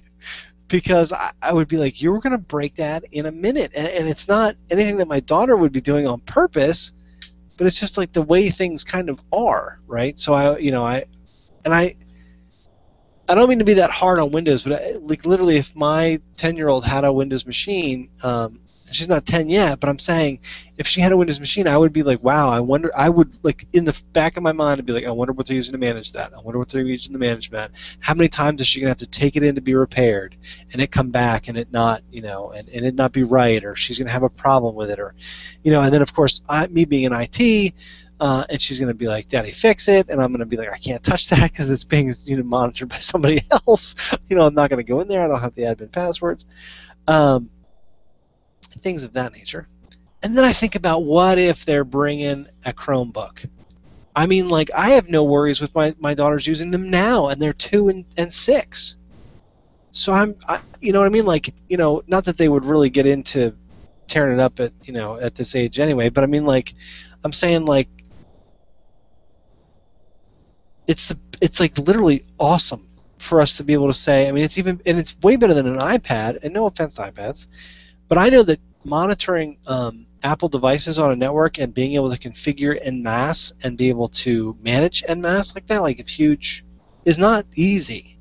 Like Google says that they built their own software stack to manage their Mac devices. So, throw that out the window. Plus, they're super expensive. I mean, it's $500 for your basic iPad, right? So, do I really want my 10-year-old wandering around with an iPad that's $500, or do I want them wandering around with a $300 Chromebook that will do more than an iPad? So there is that aspect as well. I don't know. I think it went on a little bit of a tangent there. Craig, bring me back. What were we going over? Oh, I have a story that insults my intelligence that's right up your alley. How does a story from you insult your intelligence? Because I was an idiot. This past summer, I upgraded the hard drive of my Windows 7 PC. So I purchased a new one, I threw it in, I reinstalled Windows. It took less than 24 hours to get my first virus. Right. And I like that I'm savvy, I call myself savvy, but yeah, I installed an open source video conversion tool. I won't name it, but it's open source, I've used it for years, and during the install process, I clicked a little too quickly. I missed the advanced install dialog, and it installed a whole bunch of spyware. And of course, luckily, Malwarebytes anti-malware and super anti-spyware, my tools of choice, quickly caught that and said, no, you don't want this. It's bad. And so I uninstalled all of that. I spent 2 hours running scans. 2 hours running scans. And then I reinstalled the program again, very slowly. But yeah, it took less than 24 hours for me, and I consider myself savvy, to get a virus installing software that I trust. So the average user, a school managing those devices, I mean, it's a recipe for disaster. It really is. This is what I'm saying now, Craig. And I have just a quick question for you. So within a couple of hours, you got yourself a virus, and I will readily admit, my wife and I are both very IT conscious. She's worked in Windows environments for years. She knows not to click free cruise for life when the window pops up when you go to a website. We know these things, but we've gotten 2 viruses in the past, and like these are like viruses. Like they're like no good, right? Like they're it's not just like spyware and malware. This is like, yeah, I gotta wipe my system because this is like a known virus, right? So like we've messed up too. So just to give you a little bit of like, we all do it, right? And by the way, some of your best places, and I will name them. You go to cnet.com, and if you go to SourceForge these days, which are 2 places where I've always said great places to get software, and they still are. right? Because you know that the software is pretty legit. You've got a lot of people using the site, so they'll immediately tag something as being like bad. But their installers, and look, they want to make money. That's the way it goes. But they have this spyware that gets installed. It jacks up your search provider. It jacks up, it adds applications to your machine to make the PC go faster, things like that you really do not want on your system. So, Craig, saying all that, my question for you, sir, is you mentioned Malwarebytes anti-malware, which again, it's something that I've actually used in a corporate environment. We actually bought a license, because it's needed, right? And I love that application. I'd used it before that. You mentioned another tool. So what tools do you use to clean up your Chromebook? A 4 GB flash drive on occasion when I need to do a full system recovery because I went into developer mode and had some fun. Other than that, there's a shortcut. I don't remember it off the top of my head, but it involves Alt and R, and on the login screen it just resets everything magically. But yeah, you don't have those same problems. And a large part of it is because your applications are, number one, sandboxed, so you don't have the intrusion that one application can have over other applications, like hijacking search providers and things like that. But number two, because they're all kind of they're all sandboxed and kind of sitting on their own, if you want to just push one off the table into the deep blue ocean, you can. You just go to your extensions manager and hit the little trash icon, and it's gone. And I love that. I love that. Whereas Windows, the roots are deeper, and it's much, much more difficult to kill the roots. If anyone's ever done any tree removal, killing the roots is difficult. I don't know how I got tree removals into a technology discussion, but I'm leaving it in. That's all right. So with Chromebooks, everything's on the surface. Chromebooks are like sod. They're like so. Wow. So you went from trees to sod. Yes, John. Yes, I did. Okay. So let's talk about and that's the thing, is that the ease of use is ridiculous. If my daughter was 10 and at school and needed to get a Chromebook or needed to get a laptop, and it was time to buy one. Let's say I was buying it. This is not a school provided. We're gonna hopefully we get BJ on pretty soon, and we'll talk about some of that, how all that works. But from what I understand with them, they're going to be managing the device, and then they have classrooms. BJ actually has his own application that he designed for Chromebooks in the classroom, and being able to just tell a student that they have this due, and then it all works through GApps, and everything's. When I talk about this kind of stuff, it sounds like I'm talking about some mythical utopia, some mythical beast out there, this unicorn that does not exist, but it literally does. If you've ever used Microsoft SharePoint, you want to talk about something I want to push off of the edge of a cliff or into a trash can. In comparison to Google Docs, it's literally mind-blowing. But the kids are able to just they're provisioned on the network. They get to school and just works, and they sign into it. And heaven forbid if they drop it or break it, they literally walk to the office, pick up another one, and just sign in, and everything syncs right up. And it's as if they've never done it. They didn't even need another. It's like, it's amazing what Chromebooks are in comparison to the older systems that are available, the Macs and the iPads and the Windows machines. So Craig, what we talked about was the name of the name of this episode was Poppin' Tags. Let's get back to Poppin' Tags, right? So I'm going to have a link in the show notes in regard to Amazon having a $20 off sale. This was from Dinsan. He found that he hooked us up with a link. And they've got all their Chromebooks that they've got a sale ongoing right now. I know that Dell's got this. There's one from Newegg.com. Brent Sullivan has a list of all of the models available, and then you can actually click the links to where they're being sold and see if they're having a sale. You can definitely check that out. So let's talk about some models, Craig. Acer right now is king, right? You've got the C720P model. I've got the non-touch model, this guy right here, which is, of course, doing our screen share right now. At $200 for the C720 the non-touch model, the non-P model, I think that my daughter would have a blast with this thing, and I know that they're available for like $169 refurb. I mean, that's less than a Nexus tablet at this point. What models, Craig, would scream to you to say, a sixth grader all the way up until college? What are you thinking about? What is your recommendation? Like, where do you stand on that? I'm not sure we live in an age where you could have the same device for that long anymore, realistically. I mean, devices get broken, that's a natural part, but frankly, they slow down over time. Even Chromebooks, even with the power wash, if you look at a few of the original Chromebooks, they were Atom-based, and of course, we've got the Samsung Series 3 and the HP 11 based on the ARM chips that are already showing their age, and of course, now we have newer Samsung devices, also on an ARM chip that's showing its age. But I'm not sure, and with Chromebooks, you don't necessarily need to keep the same device. You're not locked into an $800 purchase or a $600 purchase. It may be one of those things where you go for a used model for your sixth grader, and you let them use that for a couple years, and they mow grass or do something and take out the trash, and they earn the money, and they buy one of the nice newer models themselves.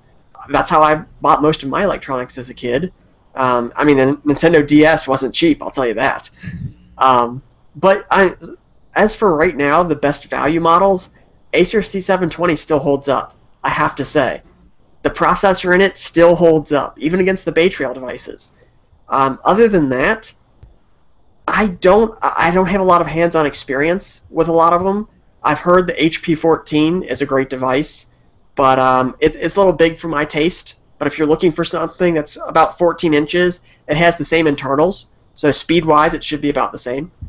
I would, personally, I'm going to avoid the new Samsung models, just because the reviews were lackluster for me. The screen quality is nice, but with the new Acer device coming out, I don't know that the price is worth it. I just don't think the price is right. The new Asus devices, those look great. The C200 and C300, they're priced competitively. The screen quality is a little washed out, I've heard, but I would like to get my hands on one for a test. But really, to be completely honest, the device I probably want my hands on the most is the Chrome base. And I know that kind of comes out of left field, but I have a Chromebox, I've seen how it works, and I kind of want the experience of the all-in-one. I don't necessarily have a need for the specific display it has or nothing about the device stands out as a must-have, but I want to have the experience of using an all-in-one Chrome OS device. To me, it's a form factor I haven't engaged with yet, and sure, you can come close to reproducing it, but you can also just plug an external monitor into your Chromebook and have a Chromebox. It's not the same thing. So that's an experience I would like to have, and maybe a yoga, just to see, how far it bends. Make sure, like the HP commercials, it doesn't actually snap. Just to verify that for myself, But yeah, I mean, I'm most interested in the Chrome base at this point, and that's surprising to me as well, I think, because it's kind of out of left field. We haven't heard a lot about it. Kevin Toffel did some excellent reviews of it at CES, but ever since then, it's kind of just been this little thing on the side. It's a third-class citizen at this point, because Chromebooks are first and Chromeboxes are second. It doesn't get a lot of media attention, and I think for schools, it definitely deserves a little bit more media attention. Well, there you go. So what you're talking about is, in the school, what you want to see is maybe like that computer lab possibly have Chrome bases, is what you're saying. Correct. The computer labs at a school, the computer area in a library, for a kiosk machine, it's perfect. I mean, if you're talking about setting up a computer at the bank so that customers coming in can check their balances and stuff quickly and easily, Chrome OS has a kiosk mode. It's perfect. And because it's all in one, you don't have to worry about trying to store external parts. Everything's just there. It has a lot of applications and a lot of use cases that I can think of, and it's a little disappointing to see those being left empty at the moment, when I know that there's a device that could probably fill those. And maybe it's because the device is a little underpowered, Maybe it's because the price is a little high. I know HP was able to beat their price by taking a Chromebox and just throwing a, off-the-wall display with it. So maybe the pricing isn't perfect, but I don't know. At this point, LG is kind of an underdog, and I want to see them, get ahead a little bit. I'm sick of all the Chromebooks, John. All right. Well, for schools, I'm gonna have to say that the like if I had to buy a Chromebook for my daughter, and I was thinking about this, and if she were 10 and like her school didn't provide a computer, knowing what she would need to do, I would have to go with the C720p, right? And the reason why. So why, John? My C720 is amazing. It's awesome. It's rock solid. I love the darn thing. But there are some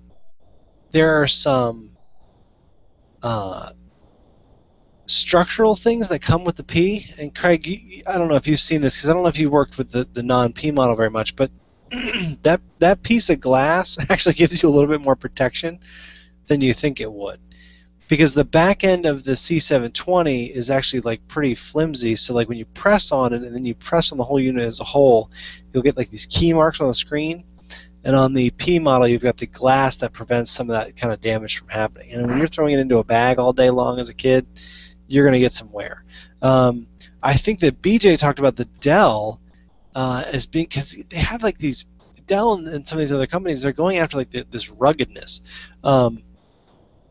This is $450, but the Yoga model is literally like it is tough, man. I could do some action movie stuff and take people out with this thing, and it would take a licking and keep on ticking. This C720 would not. So, and BJ talks about the hinges, because as the kids go into the classroom, it's lids up and lids down, and while the teacher's lecturing, close the lid. The teacher's done. Now open it up and open up your Word doc.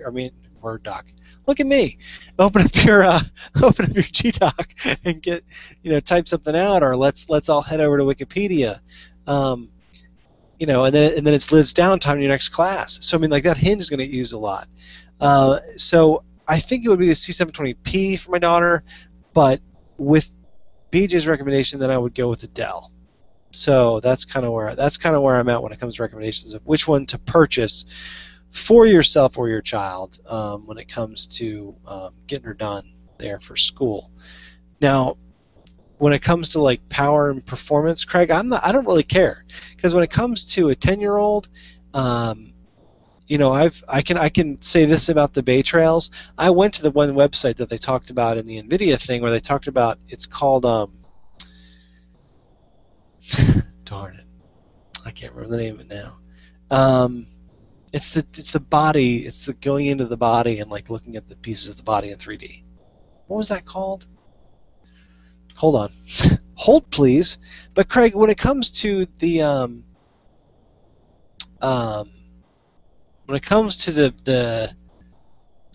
what do you call it? The performance aspect of a kid's computer. What are your thoughts on the fact that there's so many different models available? Like, why should we even worry about? We talk about it because we're straight up geeks. But what's somebody else going to be looking at?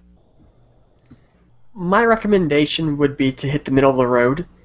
Take a device that has a Haswell processor at the moment, pending the release of this new Acer device and some benchmarks there. I would avoid the original ARMs like the Plague. I would avoid the original Atoms like the Plague. A student probably doesn't need an i3 from Acer or from Dell, but the Haswell model should get them fine, and it should be future-proof enough moving forward. If you're really concerned about the app ecosystem exploding over the next few years, go for the i3 for the safety of mind. But realistically, the Haswells are still performing really well, and with optimizations, that's only going to improve over time, or at least hold pace. The Bay Trail devices worry me a little bit, as do the new Samsungs that are based on the ARM chips. Uh, they worry me because I see them falling into the same trap that the original Atoms did, which was they were fine at the time, they delivered okay performance at the time, but it quickly degraded. And I think the Haswell was a step above that, and I think we're going to see a longer lifespan out of the Haswell devices than we may even see out of the Bay Trail devices. Now, I say that without actually having touched a Bay Trail device. I know, John, you now have one, so you're going to play with it and tell us how the real-world benchmarks are. But I do worry a little bit about that kind of thing, because Haswell is a step above, and of course the i3 series is even more of a step above. So I worry about that a little bit, but shoot for the middle of the road, get a Haswell. I'm with you, and I would have to agree. The middle of the road with the Haswell is probably going to be the best way to go, and that's one of the reasons why I recommend the C720p. So this is the site that NVIDIA recommended, or that they talk about. And when I'm sharing my screen now, of course, it's choppy because I'm sharing my screen. But on my C720p or C720, it's flowing perfectly. I can grab this skeleton and move it around, and it's fluid as all get out. As I turn on the different pieces of the body, every single piece is a new 3D element that then the system has to then draw. And as I go all the way out, I have everything is going to be every time I move the mouse, and it's still very smooth. Even though I'm now writing directly, each time I move the mouse, all those pieces have to re-render in 3D in JavaScript, right? So, and as you can see, I can zoom in, I can see the heart, and move around there. So this is one of the things that the NVIDIA chipset was talking about, right? So now I'm like, look at that. I'm like looking into the rib cage. I can remove the muscular system. And so when talking about 3D, and I can tell you this about the Bay Trail without giving away too much, the Bay Trail actually did fine with this application. It didn't stutter. It didn't pop too much. I think I turned on pretty much everything, as it were, and everything really did kind of work out fine. I didn't have any issues with it. It didn't have any problems there. But I'm going to go into a little bit more later on how that actually interacted and with other systems, right? Because I did test other things besides just this, which is what the Tegra people did too. And they showed this is like their example of 3D. There's other examples of 3D. One being Age of Ascent. I'm going to give that a whirl with the Bay Trail. But it also is going to come down to, when we talk about performance and we talk about the Tegras and we talk about stuff like that, and Craig's made this point a couple times, is that it's all about like how it's really architected, at the baseline and where it is. And then it's like, then Google has to come in and look at that architecture and then build the base image for it properly. And then they have tweaks, right? Then they start tweaking things and they start getting things better. Recently I found a code question regarding the battery life for Bay Trail. They were testing something that would give it 10% more battery life, right? I mean, this was like literally like Intel was like, oh yeah, we've got this new this new state for the CPU and the GPU at one time, blah blah blah. And you can just try it instead of using the standard old one that we've had for Intel for years. We've got this new thing designed, and the Chromium team didn't institute it right away. If it tests out fine, it's 10% more battery life. Like, that's crazy. Right? I mean, and that's an architecture thing. So they're constantly improving. So you can't say that the Bay Trail is going to be terrible now and then not terrible later, or the Tegra is going to work out really great off the jump, because there could be more tweaks to be done. So I say go with the Haswell because I think that it's tried and true, and especially for like the 2 years that you're going to have it, $200 unit, having it for 2 years. Hopefully it's still in good enough shape to sell it at 2 years, for $80. And it'd still be a viable thing to sell. I think it's totally worth it, right? That's where I'm going performance-wise. And I think that the Bay Trails I think it's a fine thing to grab for it now, especially for education at this point. Is it a future forward-thinking thing where like geeks for like performance? Not right now in my eyes, but I think that things could get better as we go forward. So Craig, I think that's it for the back to school. I think that was a little lackluster, and I do apologize about that. I think that we could have done a little bit better. Not we, Craig. I lumped you in there. Sorry, Craig. Ha ha! Ha! It's my fault that we're a little lackluster. Because I literally wish that we would have had like a big thing. But Chrome doesn't have to be a big thing. That's the whole point, right? That's the whole point, is that your son or daughter just has one and they use it, and you don't have to worry about anything. Because what are they going to do with it? What are they going to do? They're going to get it done and not get a virus. That's what they're going to do. So, Craig, let's get into the login section. What do you say? Real quick. We're running like way late on time. Like, people are going to be like, I'm not listening to this whole show. This thing's like an hour and a half long. It is. It could even be 2 hours at this point. But we're going to keep going. Are you down, Craig? Yeah, 5 more minutes and it will be 2 hours, but that's great. High five. Come on. Right there. Bam! Bam. That's right. And you know I got to get my sounds working now. See, it's terrible because Craig, I know you don't like it.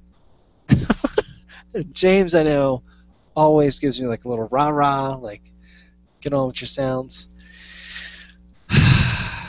It might make for a long show, but having 3 of us is really a good thing. It's like this. I'm the old guy. He's the grump. You're like the smart one. You know what I mean? Like, we have to have that. The first thing I wanted to talk about in regard to the login, and Craig, huge props to you. You're the one that kind of. Now, how do I open this? I don't know what's in my mail to open it. Maybe we won't show it. Can I not show it? I don't know, because I don't want to. I don't know what's in my mail. Craig, let me stop sharing my screen for a second, just out of safety. See what's in the first couple pieces of email that I have, and then we'll go from there. Hold on one second. So it's offline mail. Gmail has an offline app available in the App Store that you're going to want to check out. Let me stop screen sharing. Okay. And let me go to my mail. And I'm going to show you the app if I can. I'm going to try and see if I can bring it up here. But, Craig, tell the folks what it's all about. Sure. This is just Gmail Offline. It's an official app by Google, and it does essentially what it says. It allows you to use Gmail kind of like the old email clients of the days of Outlook or Thunderbird, if you ever used any of those. Very similar in practice. It syncs at defined intervals. You can force it to sync. When you send an email, it does an immediate sync, so it sends that right away. I find that very handy. But other than that, it's actually similar to the way the app looks for Android. Very similar to the Android app, actually, especially if you're familiar with the tablet interface.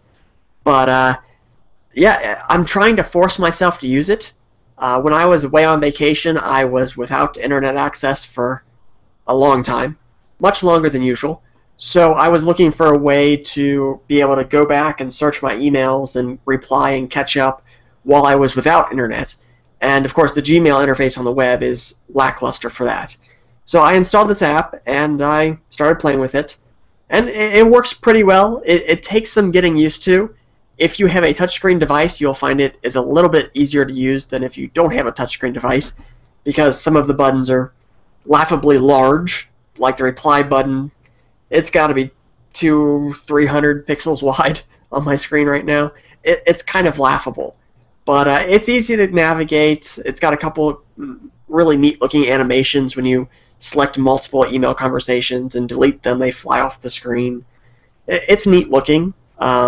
If you're the type of person that you grew up with Outlook or Thunderbird and you're looking for something, you're looking for your email to live in a separate app, this may kind of feel home to you. But I'm trying to use it. I really am. It's just a new interface for me.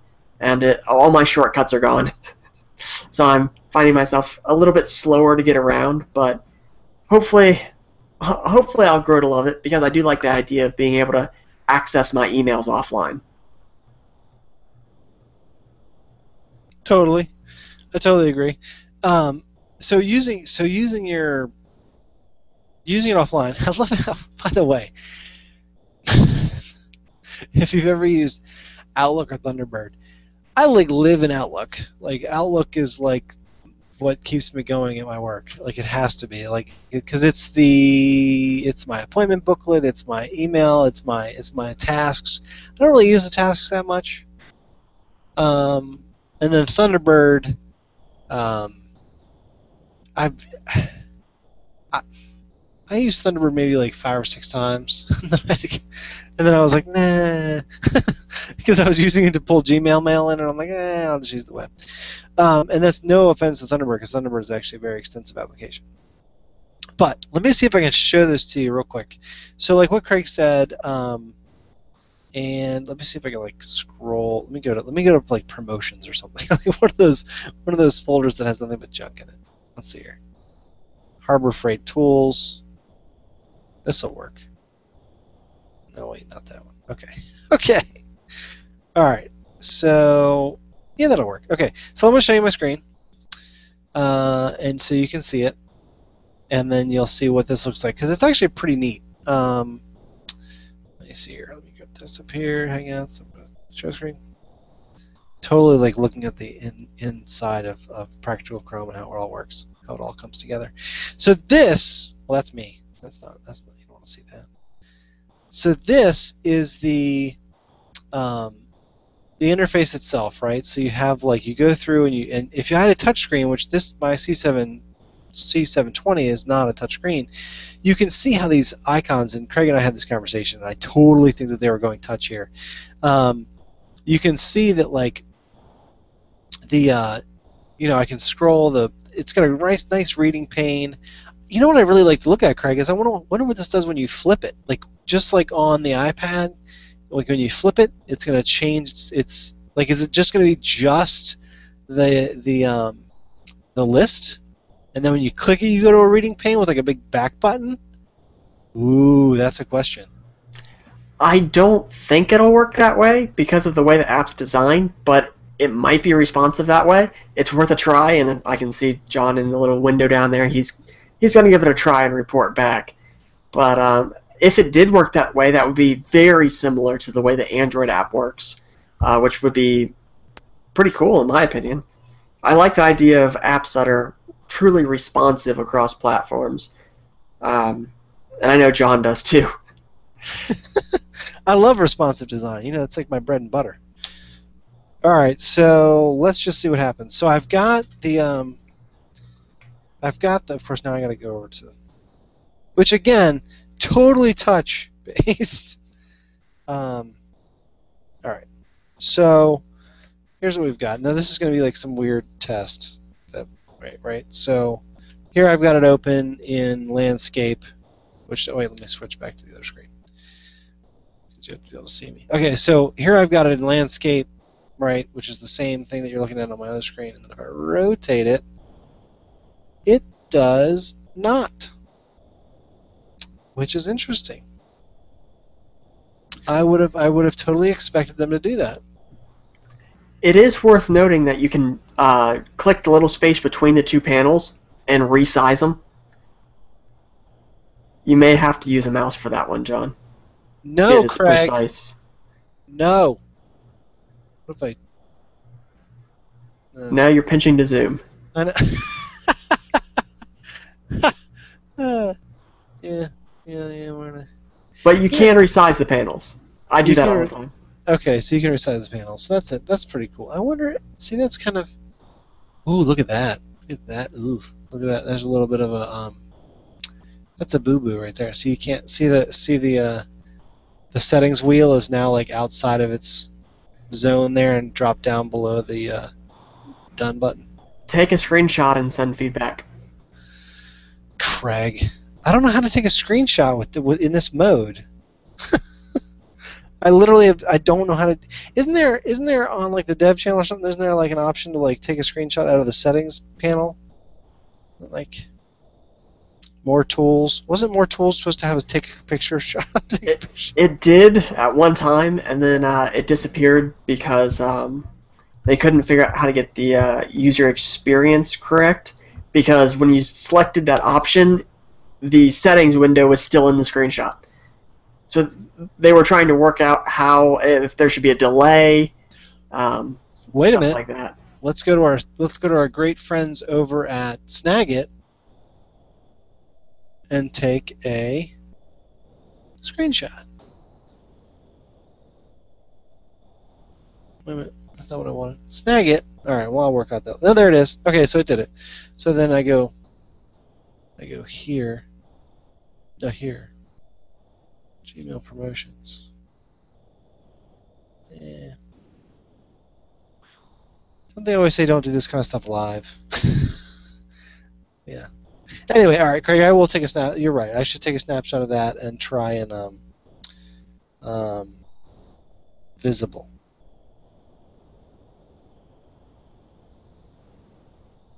There we go. See, I did it using the Snagit app. I just didn't know how to use the app. That's my fault. And that bug, Craig, that I thought I saw with the pinch to zoom, yeah, that's that. So I'll report that as well to the Snagit team. So, not exactly responsive design, but still cool.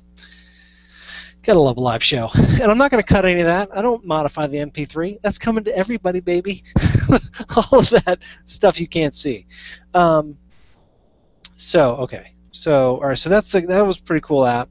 The other app that I wanted to talk about really quickly, when I stayed at the hotel, I want to talk about this in two factors. One is that it's a really cool app. It's free.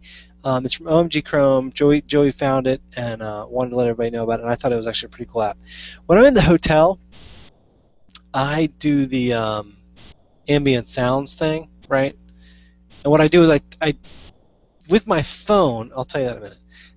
Here's the app. It's called ELMNTS, or Elements, without the vowels, or at least all of them.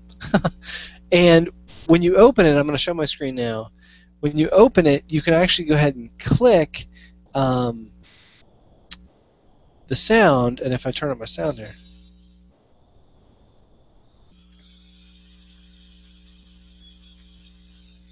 so I click the rain, but you can actually mix and match. So I could do the rain and some birds.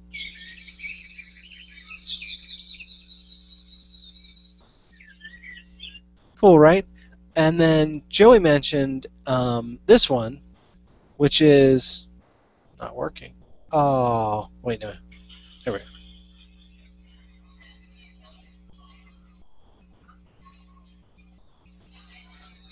So that's Coffee Shop, and Craig, I don't know if you and I have ever talked about that, but there's actually another website called Rainy Cafe that allows you to mix and match rain and the coffee shop, and it's awesome. I mean, like when you're working and you're like in the zone and you just turn on Coffee Shop, it's the bomb.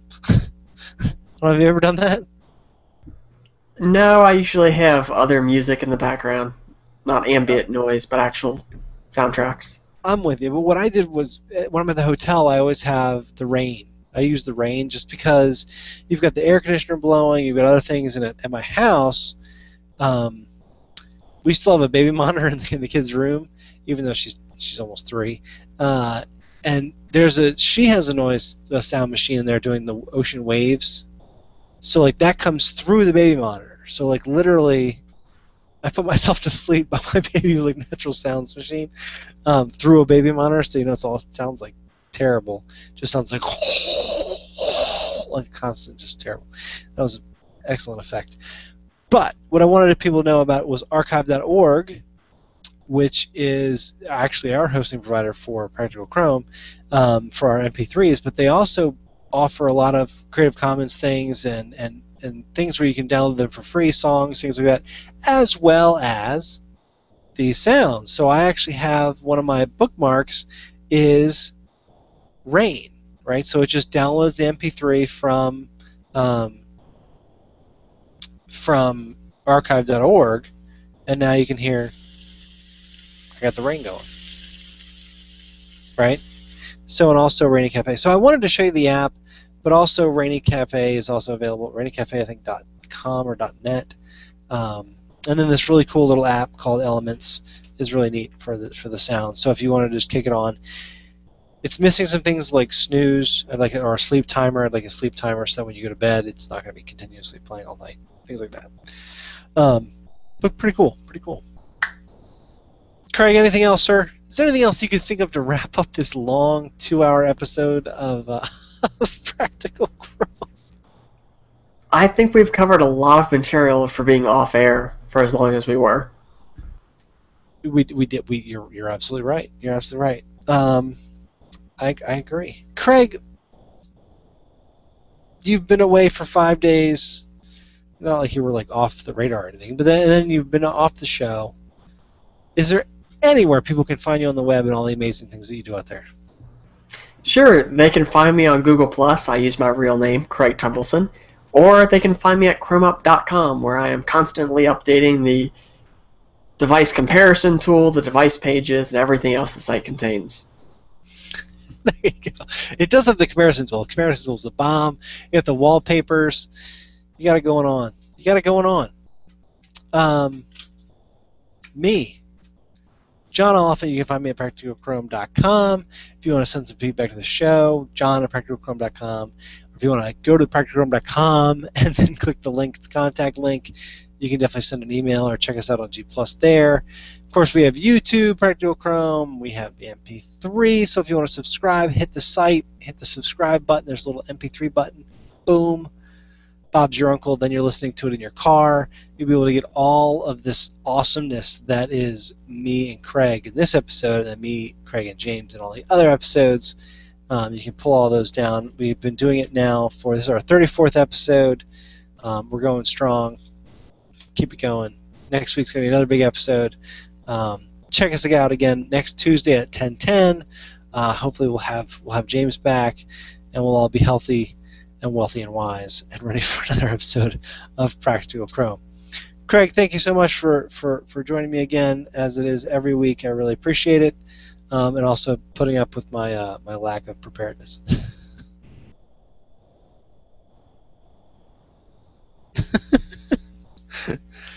So yes, I laugh because I was hoping you would say something. I'm just as unprepared. If that isn't obvious, it should be. Oh dear.